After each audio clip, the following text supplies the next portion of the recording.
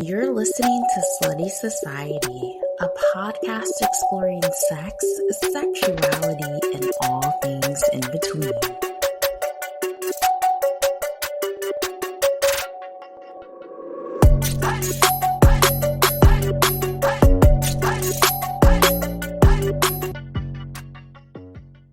Hey, yo, man, you really don't have to be out here like this broadcasting all your fucking porno shit. Hey loves, what's up? I'm your host, Sheila J, and I am here to explore sex, sexuality, and all things in between. Thank you for being here to listen. I hope all is well. I'm actually feeling pretty good. Let's see, since I last spoke with you, I celebrated my birthday. I made it to fucking 37. And my birthday was super chill, just how I like it. I went out to dinner a couple of times during that week, fulfilled my pescatarian dreams with hella seafood. Been a pescatarian with the exception of eggs for a long time now. I probably eat seafood every day, but during my birthday week, I went a little crazy with it. I also treated myself to a lovely spa day, had a facial and a hot stone massage, which was fucking everything. I melted on that table and fell asleep. So definitely a good birthday week. Outside of that, during that time, I had a birthday sex-ish experience, which I'll explain a little further later. I also went to Seattle the week prior for work, but I ended up staying a few extra days just to celebrate up there as well. Didn't do anything crazy, just went to a few art museums, went on a boat ride, tried out some new restaurants, but I had a nice time. Man, getting older. I am really just more appreciative of my life, everything I've overcome, and I'm ready for whatever's next for me. I know and I love who I am as a person, and I feel good about taking chances. I know that if something doesn't work out in whatever aspect of my life, I will be able to pick myself back up and rebuild. No matter what life throws at me, I'm going to be fucking good. I've also come to this realization that I have to be my biggest cheerleader. I have to believe in everything I want to do, that I want to accomplish. I think a lot of times we seek reassurance in other people.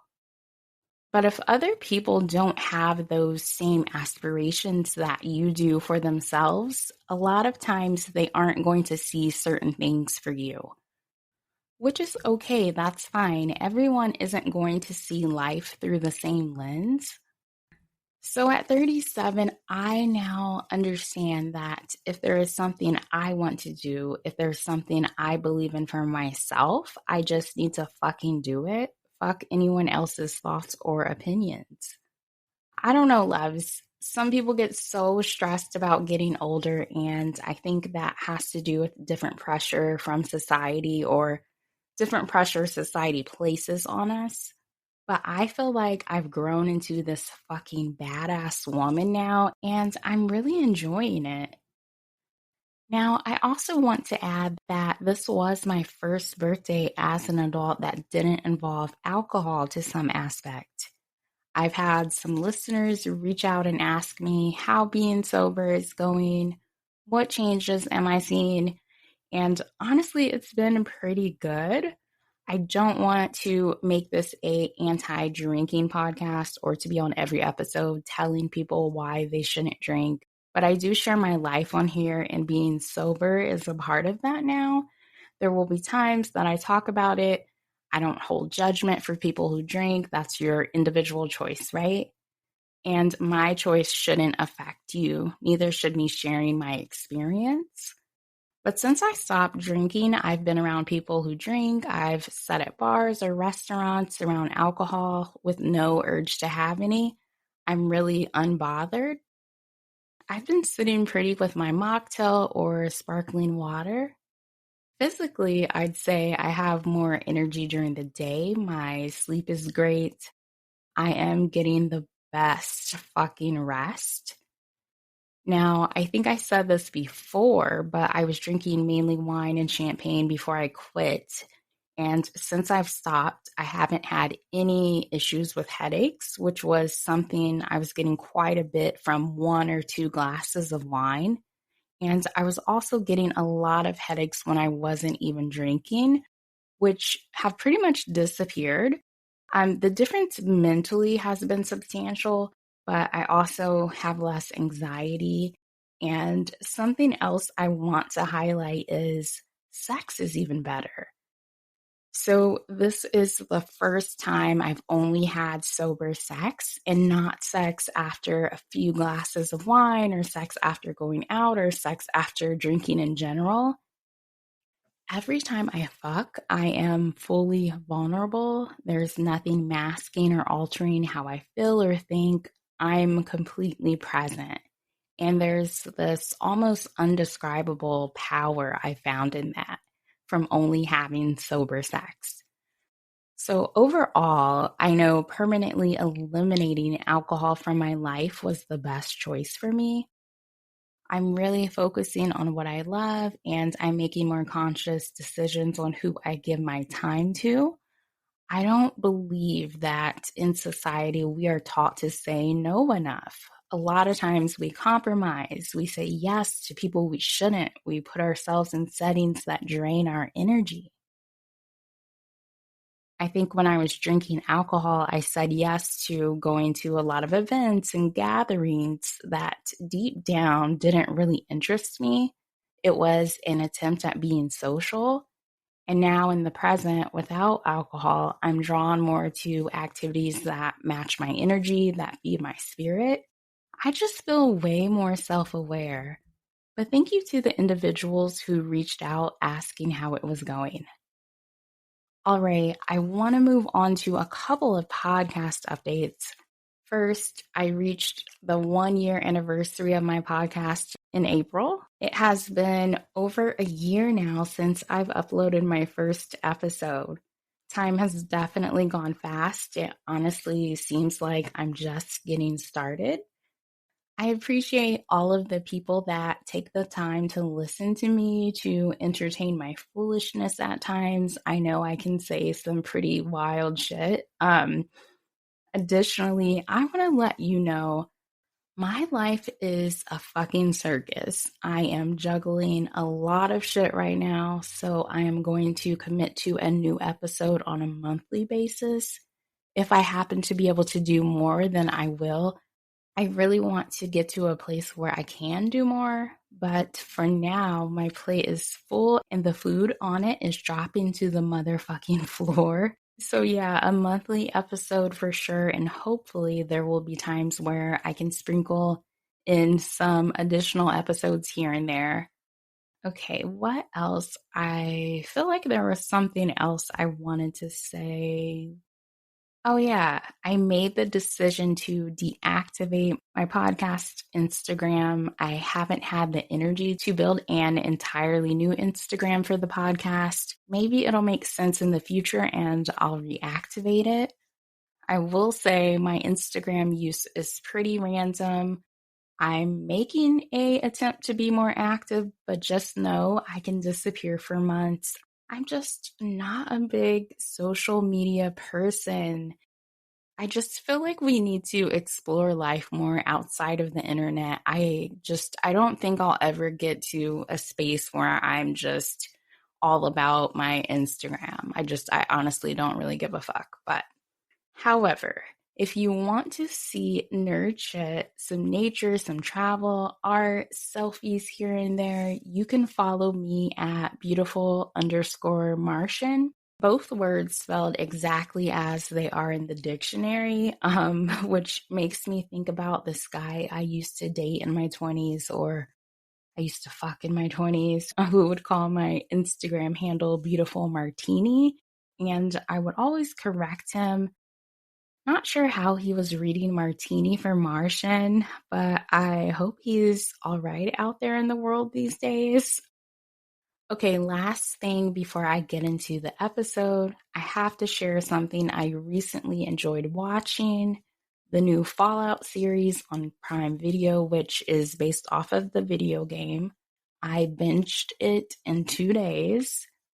The creation of the world was dope, both past and present, super detailed. What else? I love Walton Goggins as Cooper Howard and as the Ghoul. It was nice to see who he was from the past, which was completely opposite of who he becomes in the present. They did a really good job showing that contrast between the two versions of him. It's funny, since Fallout was added to Prime Video every time I go to Trader Joe's by my house, which is a lot. I go to Trader Joe's 4 to 5 times a week. It's one of my happy places, don't judge me, but every time I've gone to Trader Joe's since the show has come out, the person checking me out at the register has asked, what am I currently watching? And they all keep recommending the show to me. They all keep recommending Fallout. Not sure if the Trader Joe's I go to just has a lot of nerds working there or what, but it seems as though the show has become pretty popular. I know season 2 has already been picked up. If you're into post-apocalyptic stuff, robots, zombies, cult-like communities, weird creatures, action gore, the show has all of that shit, and I'd say watch it, give it a chance. All right, loves, let's go ahead and get into this episode. Let's get into the sex. I will talk about some topics I picked out for the episode. I have a new segment I'm adding today, followed by some stories in the news. I'll tell you about a few random facts and then wrap things up with a listener sex story. Okay, so the sex I am having now in life compared to some of the sex I had in my 20s is completely different. Sometimes I think back and I ask myself, what the fuck were you doing? Not that there wasn't any good sex back then, but I feel like now I am more in tune with my needs. I accept what feels good to my body and I decline what doesn't. And to be honest, there were a lot of times back then where I did not have an orgasm during sex. Now, I will state that within intimacy, within sex, getting to the end shouldn't be the main focus. Sex is a marathon, not a sprint. We have to remember that. I've had sex where I haven't came that was memorable, that satisfied me in other ways, where the overall experience fulfilled me. But when thinking back to my 20s, I had a lot of sex where the experience was one-sided, which ultimately made me think about the first time it didn't feel that way and I actually had an orgasm during sex. Now, I've said this on here before, but sex can mean a lot of things. I'm specifically referring to penetration right now. Dick inside of vagina. The first time I came from dick inside of vagina, I was 24. When it happened, I was shocked. At this time, the myth that most women can't orgasm from penetration was engraved into my mind. Up until that point, I was having sex, content with knowing I probably wouldn't come. In society, at least, when I was younger, as a teen, as a young woman, female sexuality wasn't celebrated the way it is today. As a young woman, all of the conversations, the messaging revolved around a man's pleasure or how to please a man. When I think back, I don't remember hearing much about how to actually enjoy sex as a woman. Instead, there was a fucking magazine in the grocery store line telling me 25 ways to suck a dick to blow his mind, and a church telling me my vagina ultimately belongs to one man, as if it wasn't mine at all to control, or let alone a part of my body. There were various messages from society instilled in me that it was my responsibility to keep a guy sexually interested, to keep his dick hard, and if he lost that, it was essentially my fault. It's funny to think about now because I don't remember anyone having that same concern about me, having that same concern about my pleasure. So again, there was a time period where I had sex, somehow content with knowing I wouldn't have an orgasm.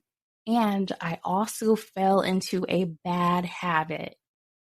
I started faking orgasms. I put on a performance that I pretty much started doing subconsciously because of my outlook on what sex was at the time. I think part of me was worried about hurting people's feelings. Oh man, I used to be a horrible fucking people pleaser, but I worried about hurting people's feelings, and I'll reiterate, I never learned about what sex should be like for me as a woman. And I faked a lot of orgasms. I'm not proud of it. It's not something I do now. In the present, I'm definitely more vocal engaging in sex. And I don't mean just a vocal when I'm fucking someone and I'm telling them I want to be their nasty slut, but vocal as far as speaking up if there's something I don't like or if I need to teach someone how to properly fuck me. In the present, I feel confident speaking up about my sexual wants and needs. I realized when you fake an orgasm, you rob yourself and who you are having sex with of genuine intimacy. And when you shy away from having discussions about what you both need, not just what one person needs, you kind of dilute the experience and sexual connection between you and that person. So going back to being 24, experiencing my first orgasm from penetration that didn't involve my own fingers, my first orgasm from dick into vagina, I was shocked because I had already had it in my head that I wouldn't come. But what made this particular experience different than others that I had prior was it felt like the person I was with was paying attention to my body, from the way I was breathing, moaning, my movements, my body language. He was really in tune to my energy, and up until that point, this was the most relaxed I ever felt having sex. Not just physically, but mentally as well. I don't think some people realize that the mind, especially for a woman, affects being able to have an orgasm. It affects your energy. I've realized that energy is so important during sex and intimacy. How someone else's energy aligns with yours definitely sets the tone for the experience. Which brings me to the birthday sex experience I mentioned earlier in the episode. So, the week of my birthday, days before my birthday, I started my period. Please, God, no, this can't be happening. This can't be happening. This can't be.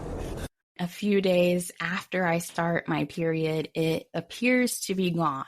But I wasn't sure if it was gone.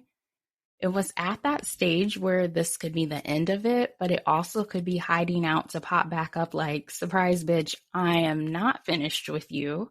You know, how people in Freddy Krueger movies think they are no longer in a dream and Freddy appears to remind your ass that no, you're still sleeping. I guess what I'm trying to say is my period plays games like Freddy Krueger, but to be safe, the week of my birthday, I tell myself I'm not going to have sex just in case it comes back and it's not fully gone. Now, don't get me wrong. In my past, I've had times where I banged it out full Bloody Mary style. I mean, so much for TMI on this podcast, but I decided I would wait this time.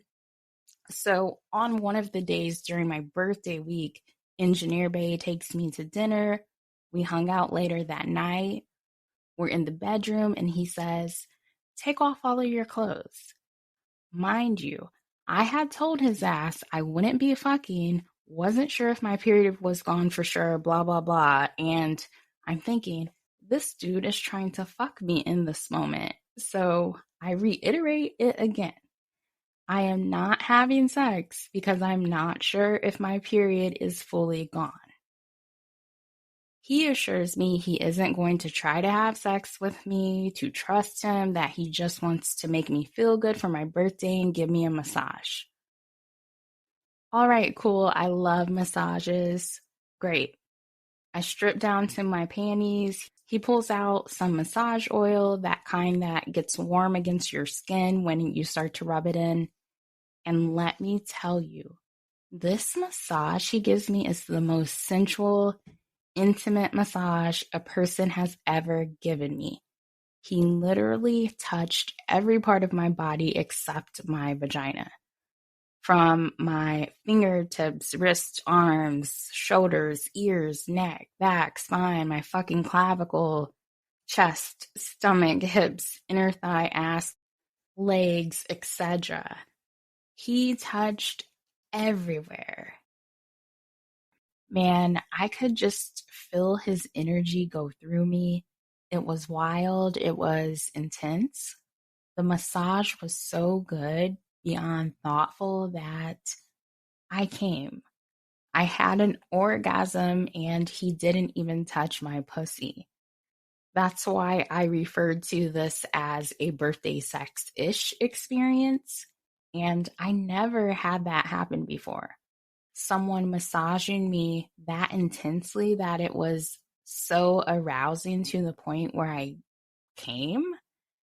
I mean, I get professional massages and those make me relax. They put me to sleep. But Engineer Bay's massage had me horny as fuck. And because of that experience, I started to think about different parts of the body and how they can be pleasure zones, I guess. I think a lot of times when we think about sex, we focus too much on vaginas or on penises, but not as much on what feels good in other areas of the body. So I found this article that's written by a sexual health professor who writes for Psychology Today, and the article discusses different areas of pleasure on the body. I'll go over the highlighted ones and give a quick sentence or two about each one. So the first one is the lower back. It can be stimulated and result in orgasmic sensations. It mentions the sacrum bone in that area can stimulate nerve endings in the pelvic region. Next, it talks about the spine. Spinal pleasure can be powerful due to the fact that the spine sends sensations and nerve signals from your body to your brain and vice versa. Then it talks about the armpits, which I never really thought about. I am ticklish as fuck. But it says armpits can be a pleasure center because it is a part of the body that is sensitive to touch, rarely gets touched, and is often ignored during sex. Okay, so next it talks about the neck.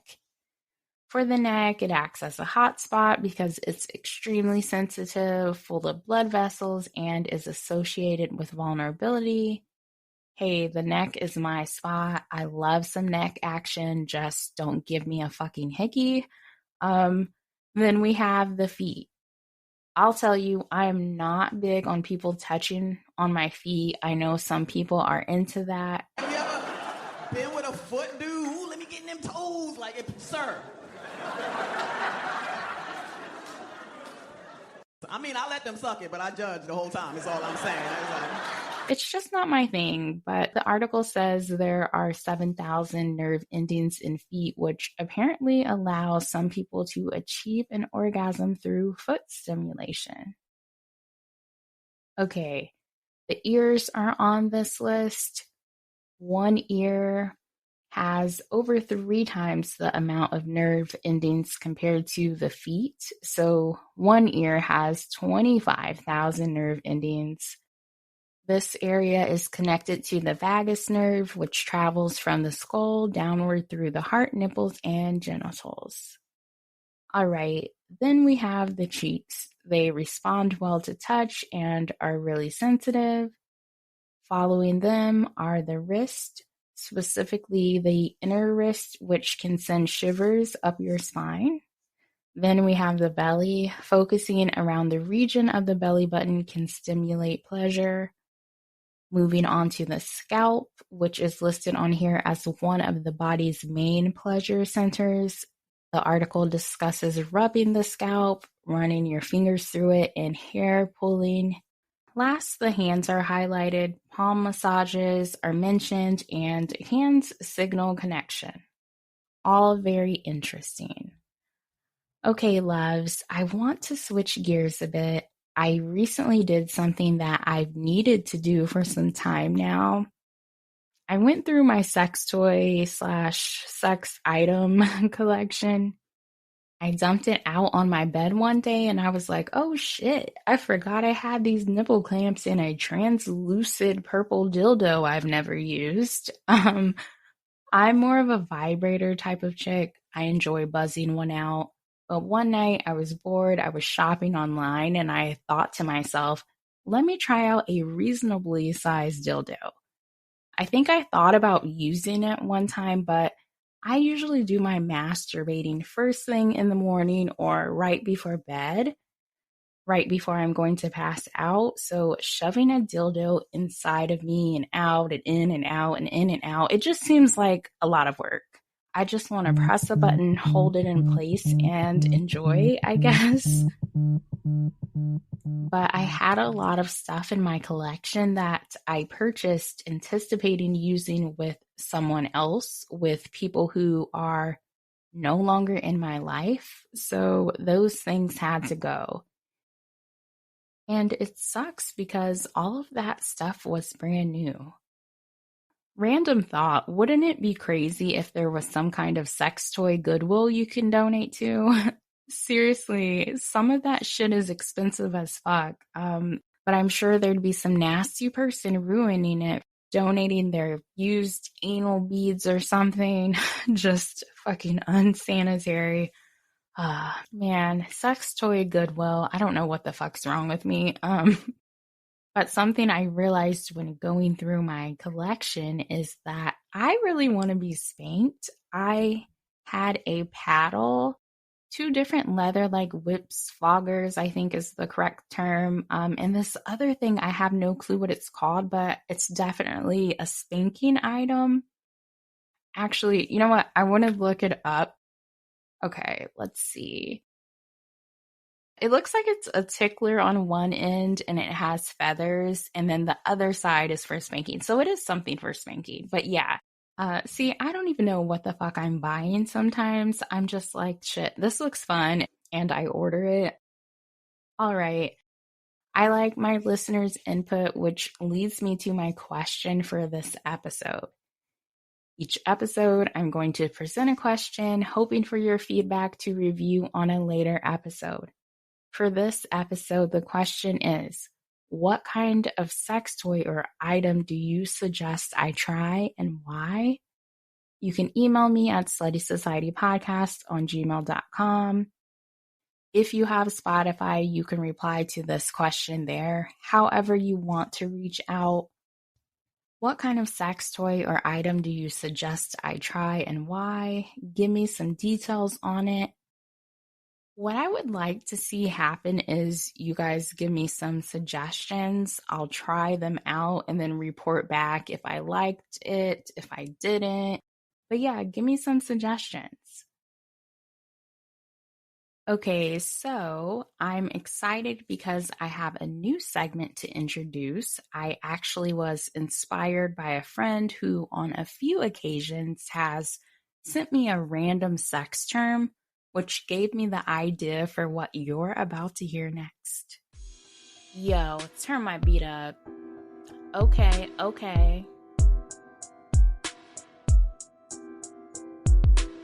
Let's talk about a word that you may have never heard. Could be one that sounds absurd, noun, adjective, or verb. So please allow this nerd to improve your learning curve.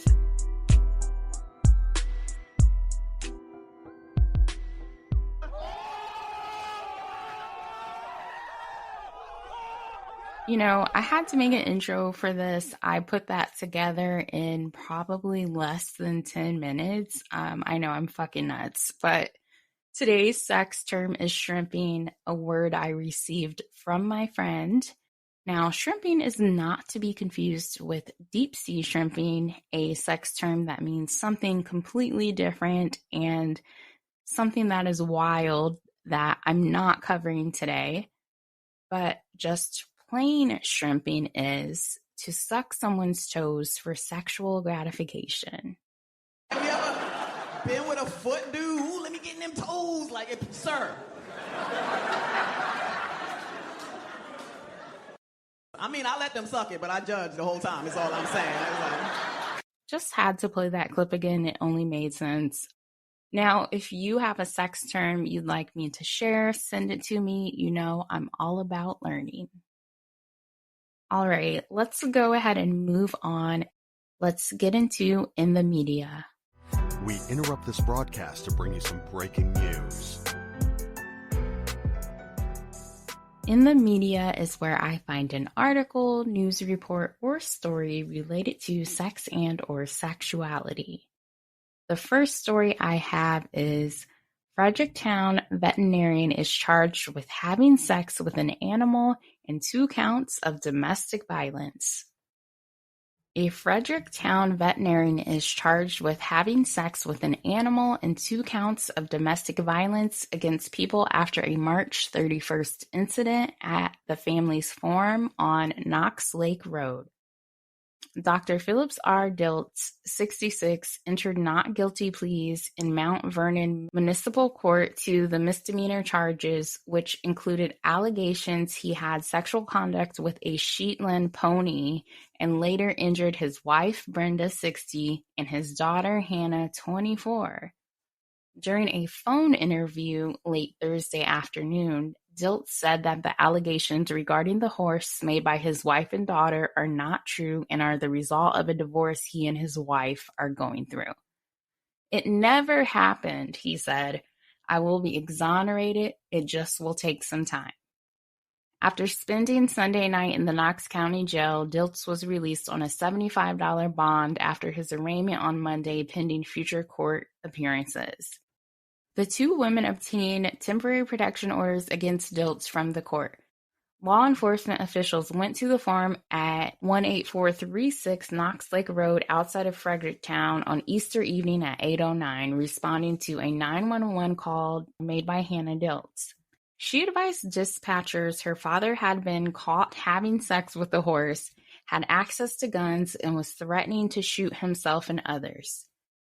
Can you imagine being the 911 operator who received that call? They were probably like, what the fuck? After taking Philip Diltz into custody without incident at the scene and placing him into a cruiser, deputies interviewed the 2 women. Deputies said Brenda Diltz had a red mark on her neck from her husband allegedly putting his arms around her neck.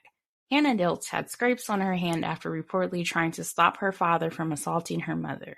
Brenda Diltz told deputies she had gone to the barn on the property to use a hose. She saw what she believed was her husband having sex with a pony. She told deputies her husband tucked himself back in and questioned what she was doing there. She said, "Oh my gosh, what are you doing?" and ran to her daughter who was in a nearby van.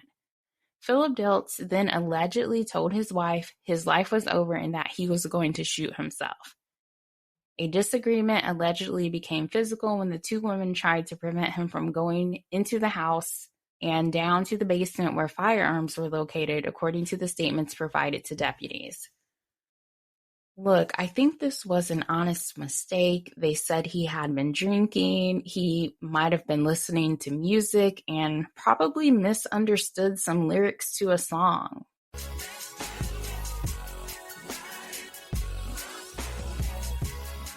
shit happens. Okay, next one.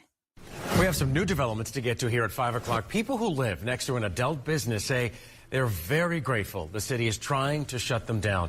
Channel 2's Tom Jones, live now in Northeast Atlanta, where neighbors say they have to cover their children's eyes because of the indecent acts happening right near their homes. Yeah, so many people who live in this community were happy to talk about how they say customers from Tokyo Valentino disrupt their lives by what goes on behind these empty buildings. They say it's so bad they see indecent acts, and they don't just see them, but their children see them as well. Hide your kids, hide your wife, and hide your husband. Right across from our house. And it's getting tiring to see it. People who live in the community behind Tokyo Valentino on Cheshire Bridge Road say they are sick of seeing people from the adult business having sex in parking lots near their homes. They say they're even involved in indecent acts when their kids are on the way to school. They're out there. I have to tell her to don't look around. Neighbors say Tokyo Valentino's customers park in their community, and they often see some walking around partially nude. Do you consider it a nuisance? Oh, yeah, I really do. I don't think their clientele is very reputable. The city of Atlanta has sent Tokyo Valentino a non-compliance letter and a directive to cease and desist. The city says the business has illegal adult entertainment booths. Obviously, you can't see the video I'm playing, but they show a sign on the door that says, open 24/7, showers, lockers, video booths, fetish rooms, private rooms. I can only imagine the DNA on those walls. It also says it captured a couple having sex in the parking lot. This is an adult establishment, which means that they have not stayed otherwise lawful. Tokyo Valentino appealed the city's decision to the city's Board of Zoning Adjustment. Its attorney says it doesn't operate as an illegal adult entertainment business. We contend that this effort violates due process, violates equal protection, violates the First Amendment. Motion passed. The board denied Tokyo Valentino's appeal. Neighbors say they hope it spells the end of their nightmare. I will be happy when they're shut down. There was a murder in front of this vacant building beside me. Police haven't said if it's connected to any of the businesses in the area. Meanwhile, Tokyo Valentino is asking the courts to stop the city from shutting them down. Reporting in Northeast Atlanta, I'm Tom Jones. Next one. A woman was arrested after a man claimed she forced her way into his home and tried to have sexual activities with him and his girlfriend. According to the Monroe Police Department, Shadana Hurd, 31, knocked on the victim's apartment door in the 1800 block of Garrett Road at 11:17 p.m. on Thursday, April the 18th. When he opened the door, the victim said an unknown neighbor forced her way into the residence and tried to initiate a threesome with him and his girlfriend. Officers located Hurd at a nearby Circle K at 1471 Garrett Road. Officers made contact with Hurd and placed her under arrest on charges for unauthorized entry, disturbing the peace, criminal damage to property, and resisting arrest. It makes you wonder, did she listen to them on the other side of the walls? Like, had she heard them fucking previously, got some liquid courage, and told herself, I'm going to go ahead and go over there and shoot my shot? Now, I tell you what, I like you, and I want you. Now, we can do this the easy way, or we can do it the hard way. All right, drones dropping colorful sex toys on Oklahoma City suburbs' roofs and traffic lights. A string of adult toys left on buildings, light poles, even the water tower and more have the whole town talking. One man said he saw a drone leave one side of the Walmart near Southwest 19th and South Telephone in a video posted yesterday. And that is where we find Fox 25's Tom Ferguson tonight. So, Tom, any word on who is behind this? Adam and Wendy, at last update, police had no idea. Now, there were a couple of those objects stuck to some of the light posts behind me, but crews took them down just this afternoon in today's Toy Story. One man took this picture of one of the objects stuck to the side of the Walmart. Here's another that one woman saw on the South Telephone light pole. And here's what was left on the Moore water tower. Residents also reported sightings near Southwest 119th and Western. That was where a wild turkey that caught the town's attention used to hang around before reportedly being hit by a car and killed in October. Let's say a quick moment of silence for this damn turkey that has nothing to do with this story. All right. By mid-afternoon on Thursday, though, residents saw crews taking the objects at 19th and Telephone down. Here's a video one woman shared with us. Hundreds of comments on Facebook show this has everyone talking. One woman commented, "Whoever is doing this is my hero. Turned my boring Wednesday into a spicy scavenger hunt." You know what? I could see this being an annual event for this town. Just imagine an announcer. The whole town's there, at the town center, and they're like, "Welcome to this year's dildo scavenger hunt. The person that spots the most dildos wins a frozen turkey." A man said, "This is the greatest thing to happen to this town." But is this legal? What consequences could those responsible face? According to police, the decision to file charges won't be made until they've contacted whoever put them up. A statement read in part, "The Moore Police Department does not condone the actions of this individual and finds the prank inappropriate." All right, last story. Tech exec predicts AI girlfriends will create a $1 billion business. Comfort at the end of the day. It's only a matter of time before someone builds the next billion-dollar dating app that will pair real-life users with artificial intelligence-created girlfriends, according to a tech executive. Greg Eisenberg, CEO of Late Checkout, wrote a blog post on X in which he shared that he met a man in Miami who admitted to me that he spends $10,000 a month on AI girlfriends. I thought he was kidding, Eisenberg wrote, but he's a 24-year-old single guy who loves it. When Eisenberg asked him what he loved about it, the Miami man is quoted as saying, "Some people play video games, I play AI girlfriend." I think you need to get mentally evaluated. You're truly insane. Eisenberg said that he was told by the man, "I love that I could use voice notes now with my AI girlfriend. I get to customize my AI girlfriend," the man told Eisenberg. "Likes, dislikes, etc. It's comfort at the end of the day." The Miami man stated his preference were two websites, Candy AI and Cupid AI. They said, "Forget Build-A-Bear. With our apps, you can build a bitch." Candy AI bills itself as the ultimate AI girlfriend experience, which offers virtual companions for immersive and personalized chats. Cupid AI says that it uses AI algorithms to generate virtual and fictional characters or companions with whom one can communicate through voice notes. It's kind of like dating apps. You're not only on one, the Miami man says. No, it's not like dating apps, sir. You're not dating a real person.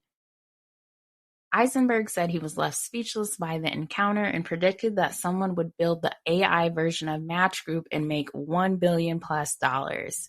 Match Group is the parent company of dating apps such as Tinder, Match.com, Hinge, OkCupid, and Plenty of Fish. I just have one question. How do you spend $10,000 on a fake person a month? Make it make sense, sir. Help me understand. I'm honestly just really confused, so I want to go ahead and move on. That is it for In the Media. It's time for me to provide you with some random sex-related facts because, well, I'm a fucking nerd. This is the more shit you know.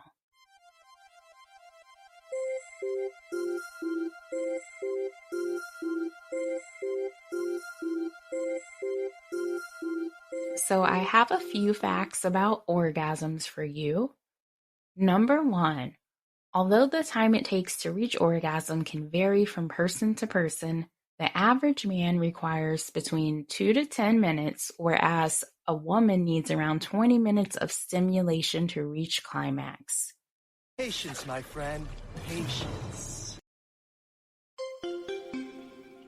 Number 2, orgasms can shut down part of your brain. It has been shown that when you reach orgasm, the area behind your left eye shuts down, making it hard to focus on anything else in the moment. Malfunctioning for pleasure. Number 3, the female orgasm on average lasts around 13 to 51 seconds, while the average male orgasm lasts for about 6. Alright, that's it for the more shit you know. I hope you learned a few things you didn't know before. Alright, loves, let's wrap it up. I want to go ahead and tell you a story.